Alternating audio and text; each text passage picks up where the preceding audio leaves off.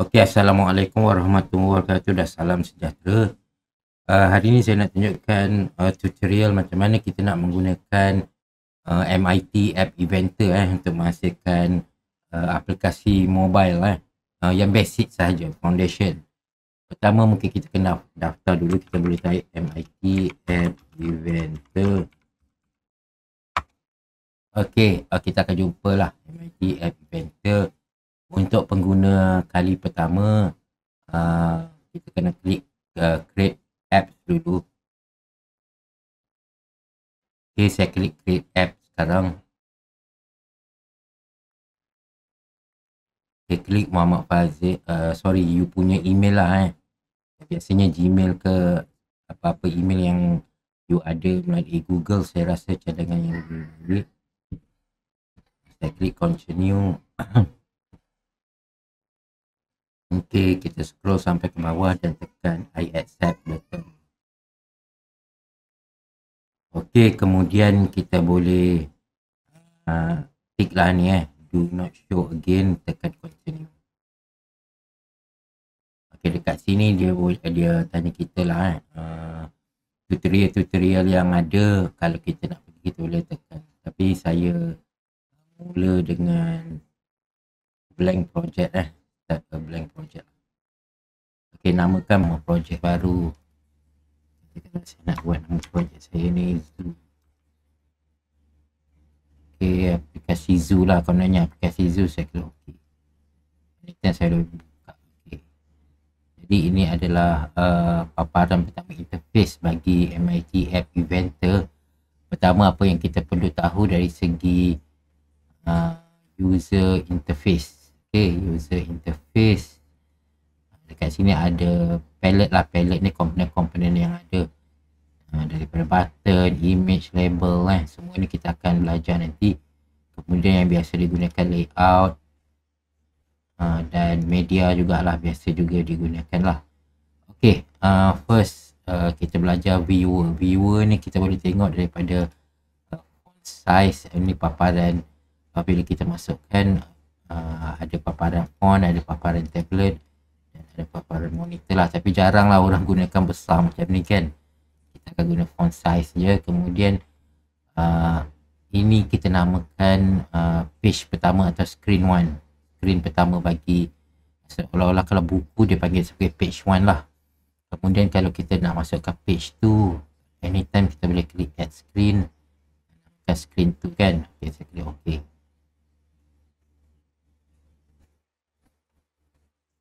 Jadi ini dia punya screen 2 bagi paparan screen 2 lah. Nak ubah balik screen 1 ni. Okay, jadi kita nak switch screen 1 dengan screen 2 dekat sini. Okay, dah ada screen 1 dengan screen 2, kita belajar tentang properties. Okay, ini adalah screen 1. Kita klik screen 1, ini adalah propertiesnya. Kemudian pada sebelah kanan ni kita boleh setting dia punya property bagi screen 1 seolah-olah. Contoh katakanlah kita nak tukar background image dia ni, kita boleh upload file. Saya cari background dia dulu. Okay, saya cari balik dekat file lah sini. Katakanlah saya nak guna background ni. Okay kan. Okay, baru masuk. Kemudian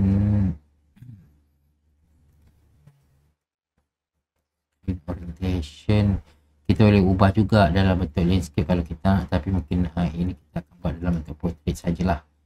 Kemudian status bar dekat atas ni contoh masa, bateri ni kalau kita tak nak kita boleh untick. Okay, title ni katakanlah saya nak buat ni adalah menu, nama page saya ni menu lah. Okay. Tapi kadang-kadang tak perlu pun, saya untick lah, saya tak nak, saya nak biar dia kosong macam tu saja Ini pun dah mencukupi lah bagi saya.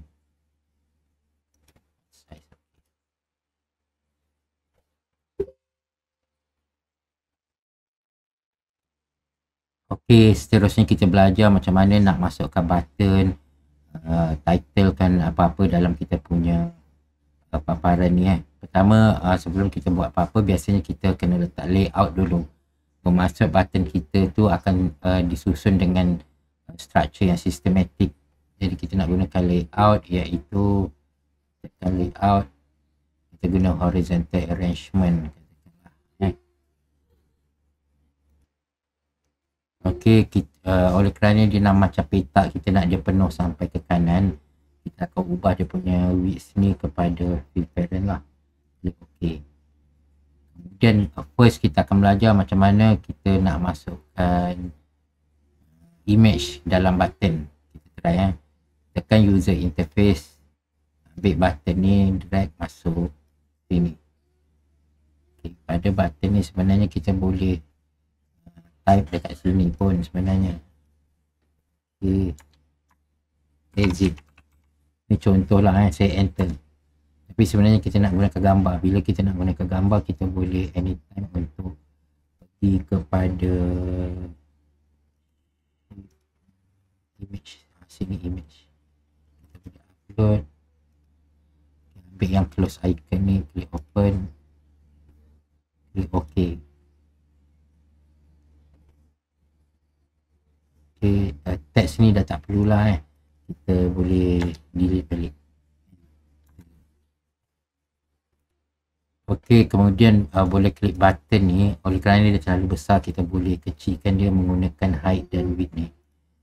Okey, height ni ambil persen ni, sebenarnya kita boleh try and error je lah. Contohnya saya ambil 4. Dan width saya ambil persen, saya ambil 7.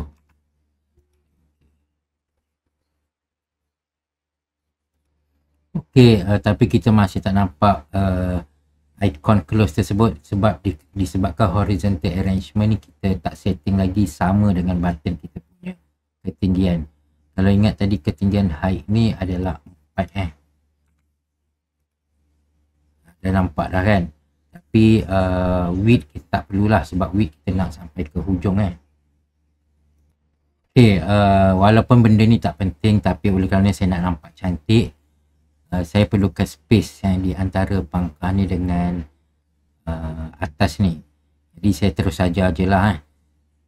Kita boleh letak macam spacing lah. Cara nak letak spacing dalam design untuk MIT Inventor, kita boleh masukkan label ni atas. Bahagian atas ni nampak dia dah keluar biru gelap tu, lepaskan. Okay, bahagian teks ni kita boleh kosongkan sebab kita just nak buat spacing saja. Enter. Kemudian height dia ni dekat persen kita boleh letak 1. Klik OK. Okay, jadi dia macam ada spacing lah. Okay, kita nak centerkan spacing ni, kita perlu terus pergi pada screen 1 dia punya parent lah. Okay, saya ambil horizontal ni center.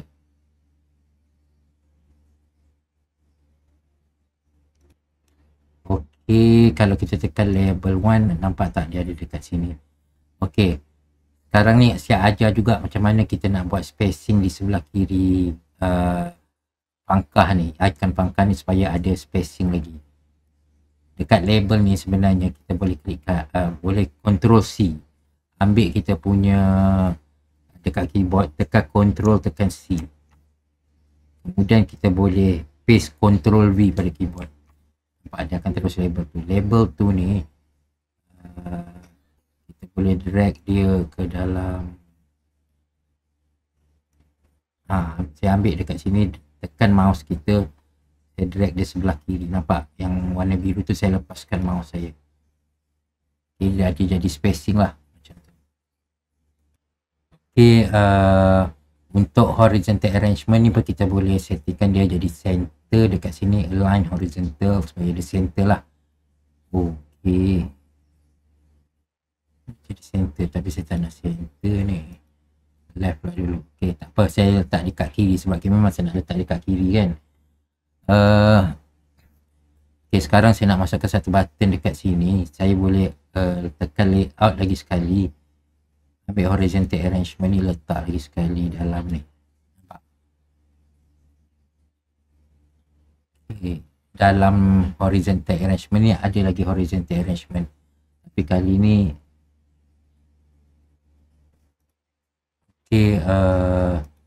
center maksud saya. Ini center dan dia punya width ni saya nak dia sampai hujung. Jadi saya letak je lah fill parent ni, dia akan jadikan penuh lah kat sini kan. Dia akan jadi macam tu.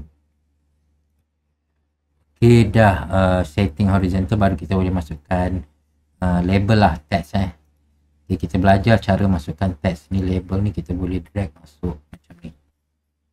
Okay, katakanlah kita nak bagi arahan kepada orang sign in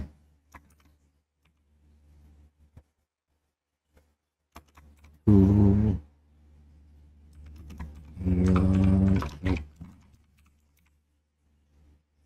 enter. Okay, seterusnya kalau kita nak design kita punya font ni, kita anytime boleh tukar lah size dia. Okay, katakanlah jenis size dia dekat sini ada, kita boleh juga upload. Kalau kita nak upload, kita punya contohnya ni jenis font yang saya nak gunakan, contoh je lah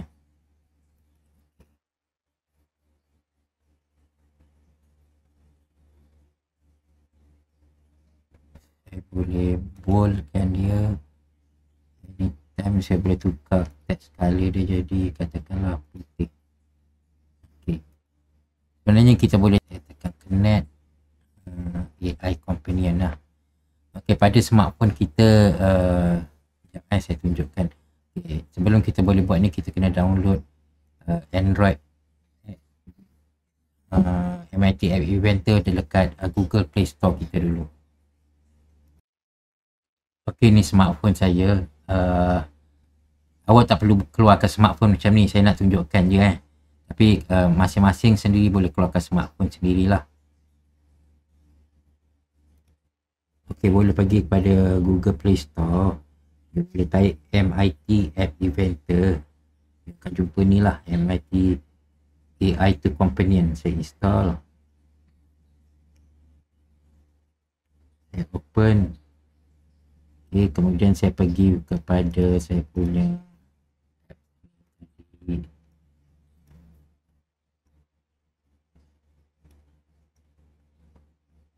okay, tekan connect. Ini handset kita tekan connect, tekan AI companion, kemudian tekan scan QR code ni, kita boleh scan terus lah. Ni smartphone saya, while using the app, tekan while using the app, saya boleh scan. Tunggu sekejap. Okay, tujuan dia apa yang kita design sekarang ni, kita nak tengok dalam paparan sebenar macam mana dekat smartphone kita. Nampak tak? Ni paparan sebenar dah nampak. Macam ni lah paparan sebenar nanti. Okay, kita teruskan sambil kita boleh tengok macam mana dipaparkan dalam smartphone secara sebenar lah. Okay, sekarang kita nak masukkan image di tengah-tengah ni. Kita gunakan layout dia dululah. Macam biasa, apa-apa pun kena layout dulu. Kita akan try gunakan vertical arrangement lah. Lepas tu dia punya kelebaran kita akan buat tinggi dia kita akan buat sampai ke bawah. Kita akan fill lah, masuk fill parent ni dia akan besar, dan dia punya lebar kita akan buat saya rasa 80 lah Okay, macam tu. Okay, kemudian dia punya line horizontal ni center dan vertical ni pun center. Okay, yang kedua kita dah belajar cara masukkan text. Sekarang kita nak belajar masukkan image. Macam mana nak masukkan image dekat vertical layout kita ni tadi. Kita tekan user interface, cari image dan drag masuk. Kemudian kita upload lah. Kita nak gunakan image kan, kita kena upload file, choose file.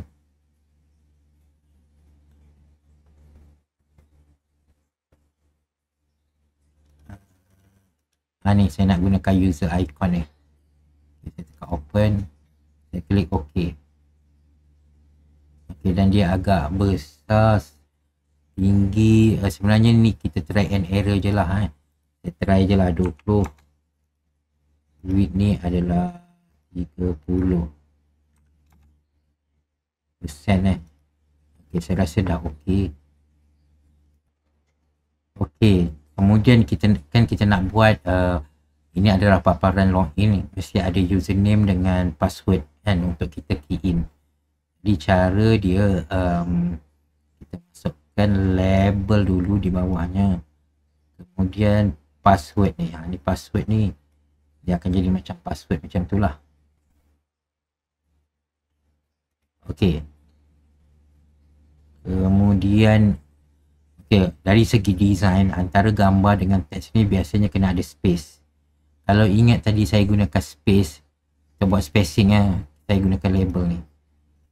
Nak buat ni kan ni dia punya dia punya spacing. Kita boleh Ctrl C untuk copy dan kita tekan Ctrl V pada keyboard untuk paste. Yang tengah-tengah ni kita ambil, tekan mouse kita, drag masuk di bawah gambar. Okey, dia akan ada macam spacing lah sikit. Nampak dekat sini.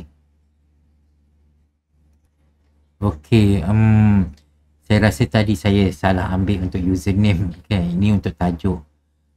Okey, ni kalau kata kita salah tarik, kita boleh delete anytime. Ini nak delete. Ni yang saya salah, saya boleh delete. Yang saya nak masukkan adalah text box, iaitu boleh type. Kalau tadi dah tak boleh type, pengguna kita user tu. Nampak? Text box ni betul lah. Okey, seterusnya untuk text box bagi username ni saya nak ubah pada 18 dan dia punya hint adalah username. Nampak? Macam tu username. Enter. Dia akan keluar macam tu lah. Kalau untuk box ni pun size dia saya akan buat 18. Hint dia adalah password.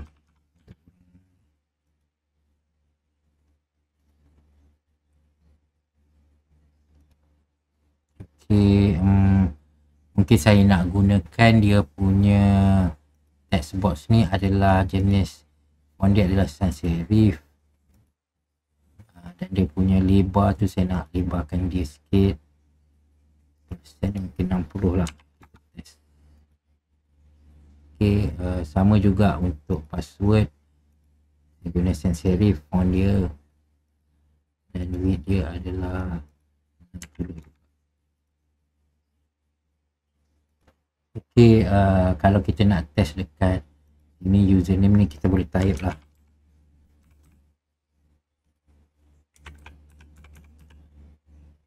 Itu contoh lah kita boleh type. Okey, sekarang kita teruskan, kita nak masuk ke satu buah button untuk dia login. Okey, kita ambil button ni, kita boleh letak dekat bawah ni. Sama juga untuk design. Mesti ada space antara password text box ni dengan kita punya button lah. Cara dia macam mana tadi, label ni kita boleh Ctrl C, Ctrl V untuk paste. Nampak kat sini kita ambil mouse kita, tekan, jangan lepaskan, drag kat bawah. Jadi dia ada space untuk buat spacing lah. Ini dari segi design Okey, untuk button, mana button ni? Button ni anytime kalau button yang simple kita boleh terus type login, enter. Tapi ini very simple lah, kita boleh gunakan image atau button icon button yang kita dah ada. Contohnya saya tak nak saya nak upload kat sini. Okay, saya upload lah design yang saya ada ni. Ini tekan OK.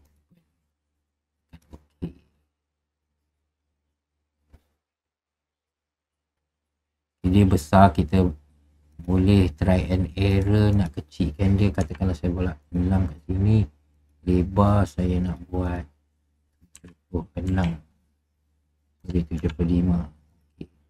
Okay, saya rasa cantik lah dekat sini Okey, dari segi design mungkin saya nak masukkan background di belakang ni, tengah-tengah.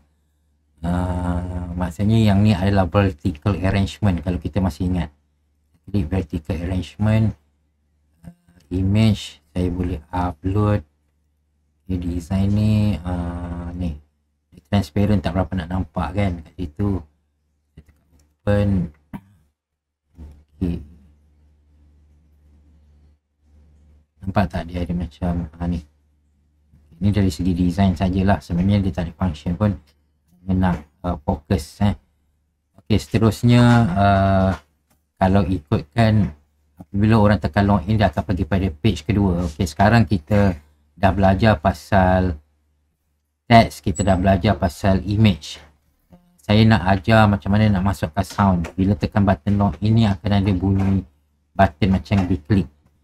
Okay, jadi saya buat behavior dia dulu. Maksud behavior ni adalah fungsi. Macam fungsi bagi button, fungsi masuk ID password ni mungkin dia validate dulu. Tapi saya nak buat yang simple je.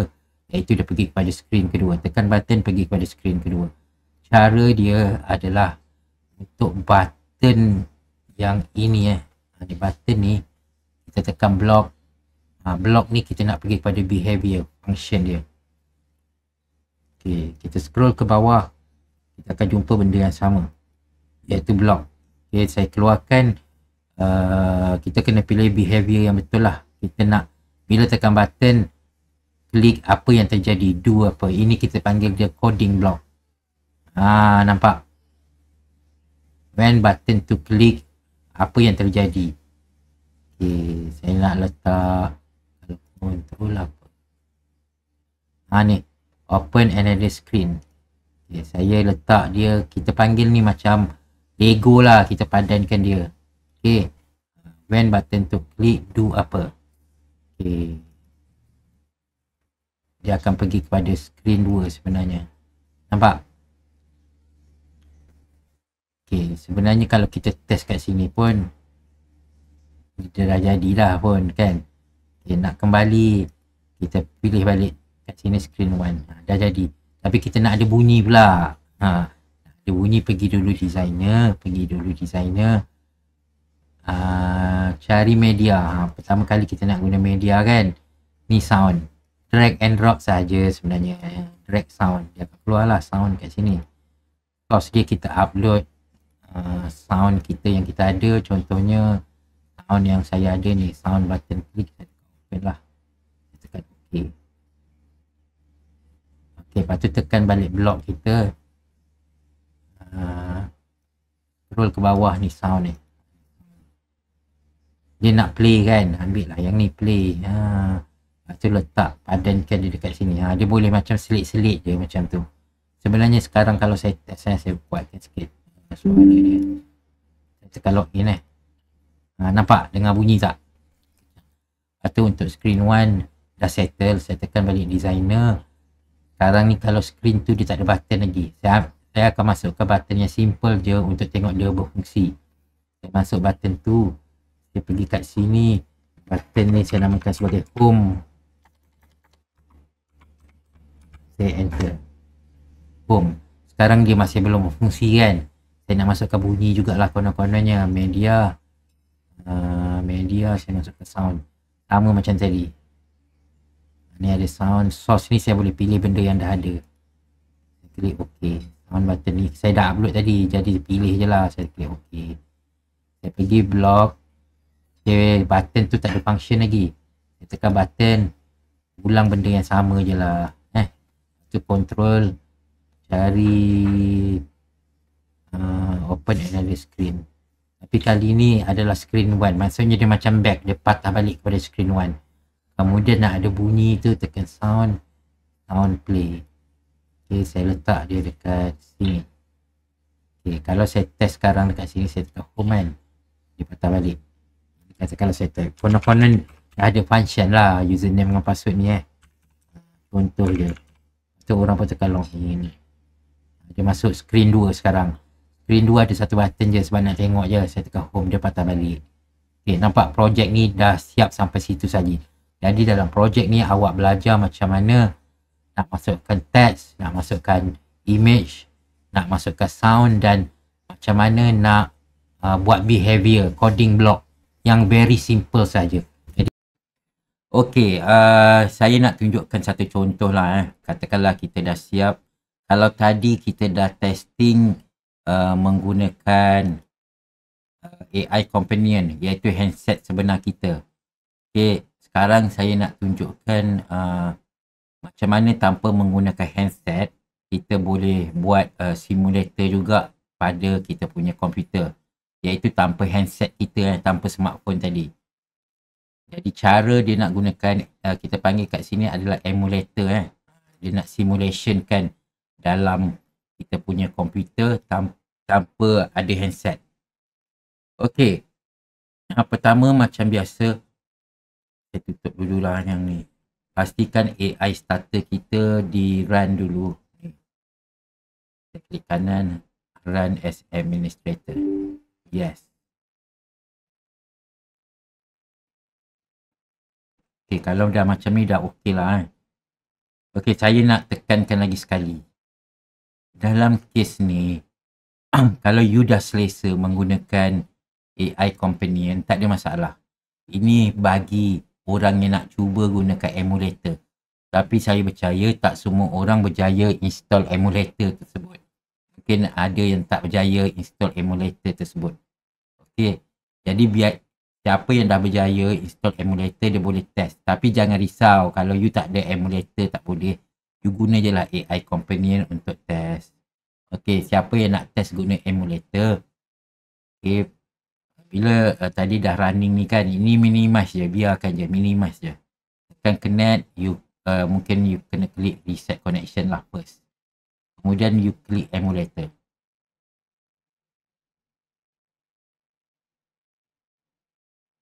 Okey. Letak kat tepi. Tapi connecting ni you kena tunggu sampai habis. Okay, sekarang ni masih dia try running lagi.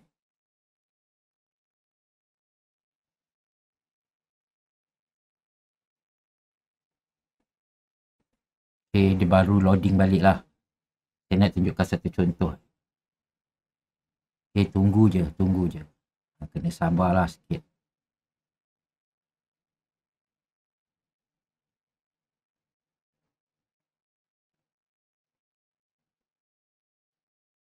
Okay. Kenapa kadang-kadang emulator kita tak function macam ni? Okay, dan dia keluar runtime error macam ni.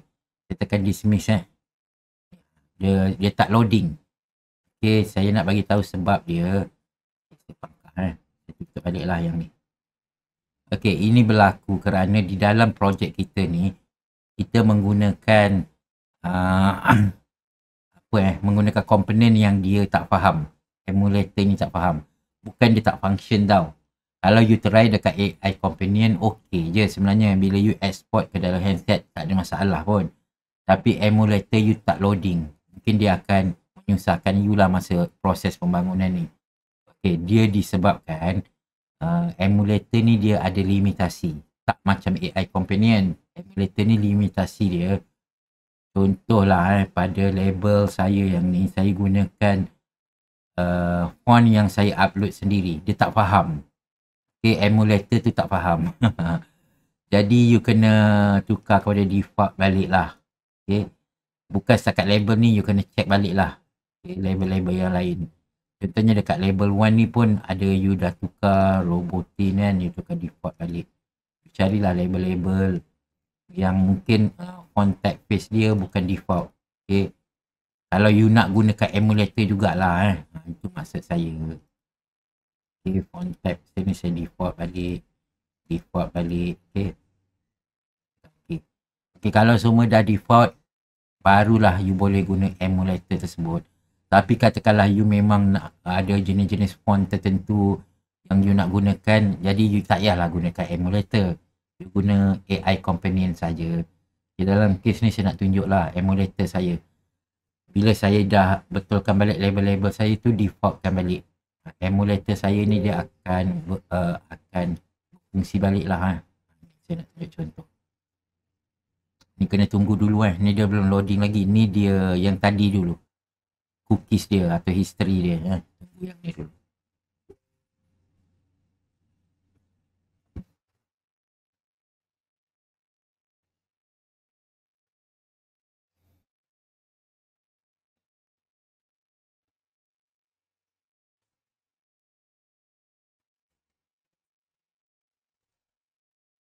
Tunggu je lah dia masih loading ni.